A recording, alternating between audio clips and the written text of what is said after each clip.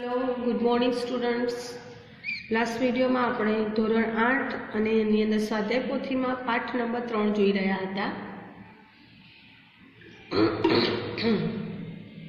એની અંદર આપણે ક્વેશ્ચન 1 થી 5 કમ્પ્લીટ કર્યા છે। હવે જોઈએ ક્વેશ્ચન નંબર 6। શું છે ક્વેશ્ચન 6 માં? तो look at Ketan's time table. केतनનું टाइम टेबल આપ્યું છે અહીંયા। Write the sentences as shown in the example. અને એક્ઝામ્પલમાં દર્શાવ્યા પ્રમાણે આપણે વાક્યો બનાવવાના છે। હવે શું છે વાક્યમાં જોઈએ। टाइम टेबलમાં છે યસ્ટરડેઝ એક્ટિવિટી, ટુડેઝ એક્ટિવિટી। આવી એક એક્ટિવિટી આપણે ટેક્સ્ટ બુકની અંદર પણ કરી ગયા છીએ કે કેતને અહીંયા टाइम આપ્યો છે કે 8 AM એટલે કે સવારે 8 વાગે ગઈકાલે શું કર્યું હતું અને આજે શું કર્યું હતું તેની પરથી આપણે અહીંયા સેન્ટેન્સીસ બનાવવાના છે। આવી એક્ટિવિટી આપણે ચોપડીમાં પણ કરી ગયા છીએ, તો આપણે ડાયરેક્ટ વાક્ય બનાવવા લાગીશું।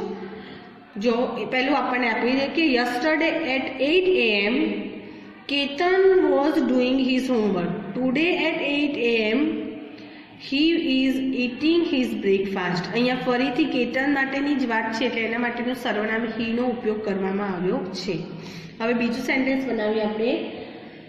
10 AM એટલે કે સવારે 10 વાગે ગો માર્કેટ, બજાર જવું, અને ગો લાઇબ્રેરી। આજે ક્યાં ગયો છે? Go library. તો આપણે લખીશું કે yesterday at 10 AM yesterday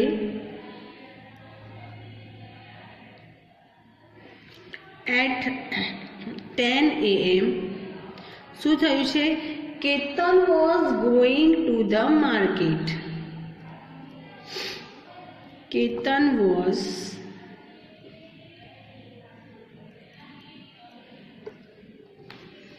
going to the market।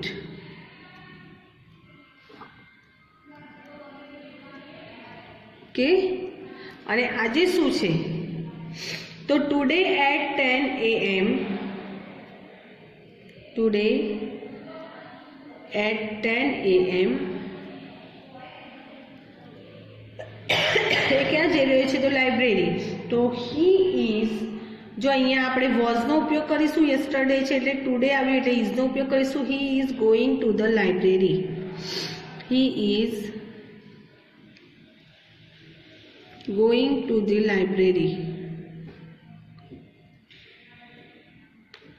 Okay, next છે 1 PM બપોરે 1 વાગે હેવ લંચ એટલે કે लंच बपोरનું ભોજન લઈ રહ્યો છે અને આજે સૂઈ રહ્યો છે। તો yesterday at 1 PM yesterday at 1 PM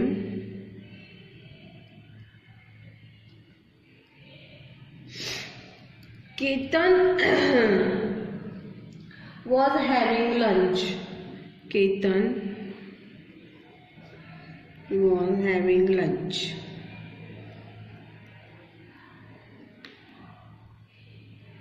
જ્યારે આજે શું કરી રહ્યો છે? સૂઈ રહ્યો છે। તો ટુડે એટ 1 PM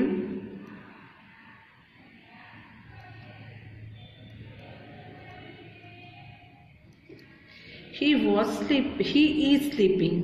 ટુડે છે એટલે he is sleeping। ઓકે,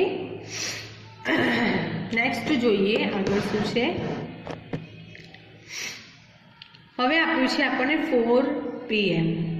तो yesterday watching TV અને today read a book। तो yesterday at 4 PM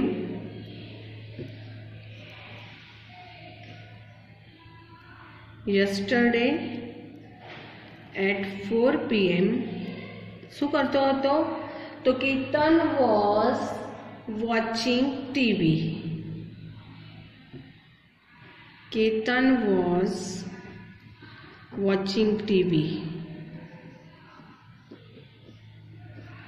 અને આજે શું થઈ રહ્યું છે? તો રીડિંગ અ બુક। તો ટુડે એટ 4 PM શું છે? he is reading a book। he is reading a book। Okay, next જોઈએ 6 PM છે। તો યસ્ટરડે પ્લે ક્રિકેટ અને ટુડે ડ્રો પિક્ચર। तो yesterday at 6 PM yesterday at 6 p.m. Ketan was playing cricket. શું કરી રહ્યો હતો? ક્રિકેટ રમતો હતો. તો Ketan was playing cricket.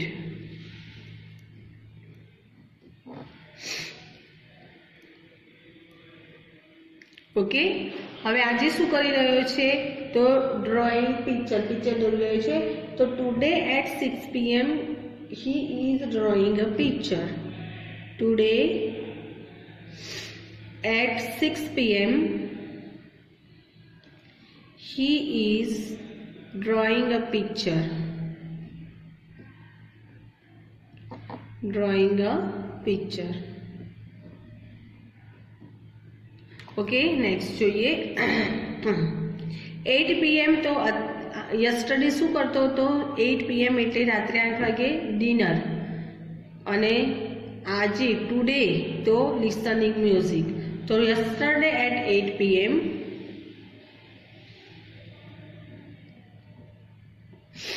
yesterday at 8 p.m.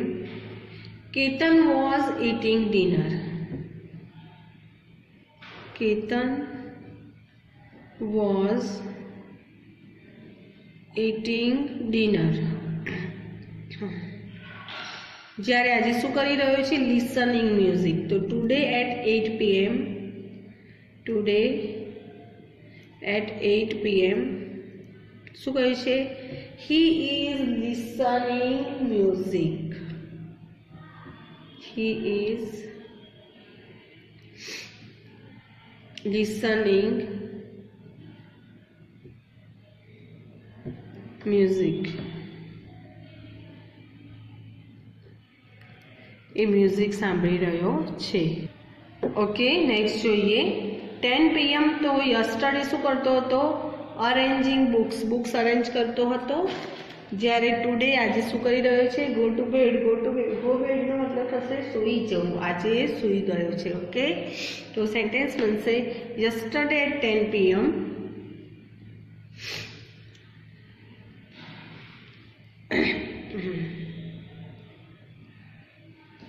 શું હતું? Ketan was arranging books. Ketan was arranging books. Okay, જ્યારે today at 10 p.m. he is going to the bed. he is going to the bed. going to the bed એટલે કે સૂઈ ગયો છે. Okay, હવે જોઈએ ક્વેશ્ચન નંબર 7. શું આપ્યું છે આપણને અંદર? Describe the following picture. ચિત્રનું વર્ણન કરવાનું છે. આપણને કેટલાક પોઈન્ટ્સ આપ્યા છે. ચિત્ર ઉપરથી જોઈ શકીએ કે કોઈ ગામડાનું ચિત્ર છે, નદી કિનારો છે, કેટલીક સ્ત્રીઓ પાણી ભરી રહી છે, કેટલીક કપડાં ધોઈ રહી છે, અહીંયા એક માણસ નાહી રહ્યો છે, કેટલાક બાળકો તરી રહ્યા છે, નદી કાંઠે વડનું ઝાડ છે, બળદગાડા છે, મંદિર છે. ઓકે, અહીંયા ભેંસોને નવડાવી રહ્યા છે. આપણને પોઈન્ટ આપ્યા છે રિવર બેંક એટલે નદી કાંઠો, ટેમ્પલ એટલે મંદિર, વિમન એટલે સ્ત્રીઓ, વોશિંગ ક્લોથ્સ એટલે કપડાં ધોઈ રહી છે, બનિયન ટ્રી એટલે વડનું ઝાડ, બુલોક કાર્ટ એટલે બળદગાડું અને બફેલોઝ એટલે ભેંસો. ઓકે, હવે આપણે સેન્ટેન્સીસ બનાવીશ. આપણે સૌથી પહેલાં રિવર બેંક, તો પિક્ચર શેનું છે? રિવર બેંકનું છે. તો સેન્ટેન્સ લખીશું this is the picture of a river bank. This is the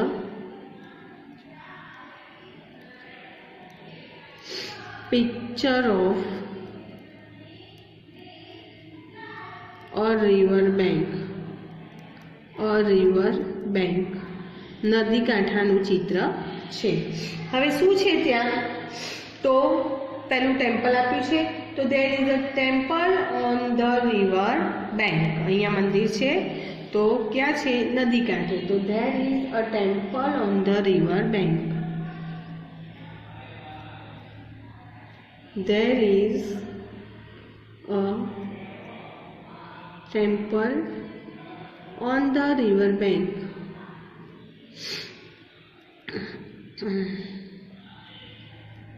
okay, ત્યારબાદ આપણને ઓપ્શન આપ્યું છે વિમન, સ્ત્રીઓ.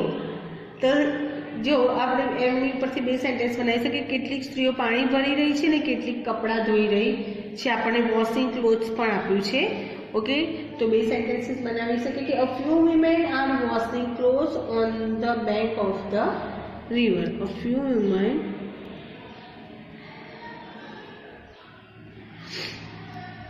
થોડીક સ્ત્રીઓ, ફ્યુનો મતલબ થશે થોડીક, કેટલીક સ્ત્રીઓ શું કરે છે? કપડાં ધોઈ રહી છે. તો are washing clothes,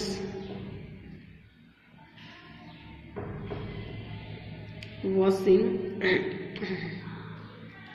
clothes on the bank of the river.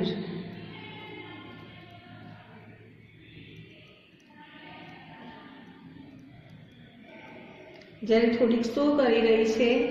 પાણી ભરી રહી છે.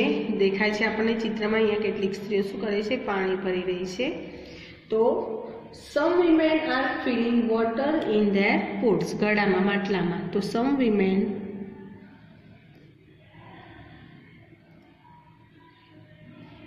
are filling water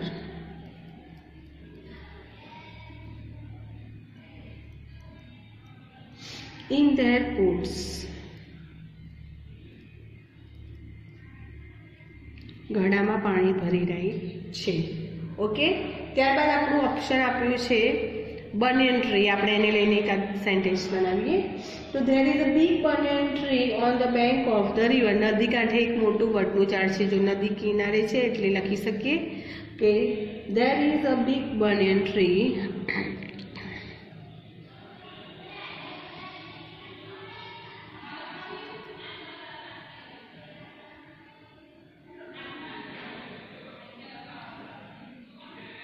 There is a big banyan tree on the bank of the river. Banyan tree on the bank of the river. નદી કાંઠે મોટું વડનું ઝાડ છે. ત્યારબાદ આપણને આપ્યું છે બુલોક કાર્ટ, બળદગાડું. તો there is a bullock cart near the tree. ઝાડની નજીકમાંથી બળદગાડું છે. So there is a bullock cart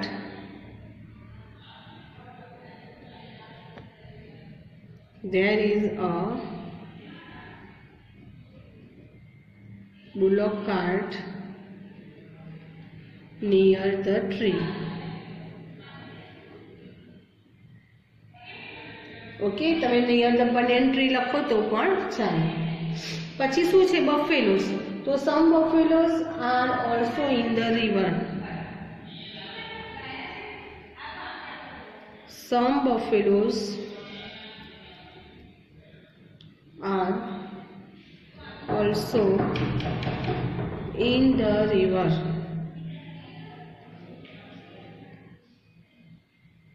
okay, ત્યારબાદ છે ત્યારબાદ આપણને દેખાય છે કે કેટલાક બાળકો પાણીમાં તરી રહ્યા છે. તો some boys are swimming in the river, એમ પણ લખી શકીએ આપણે. Some boys are swimming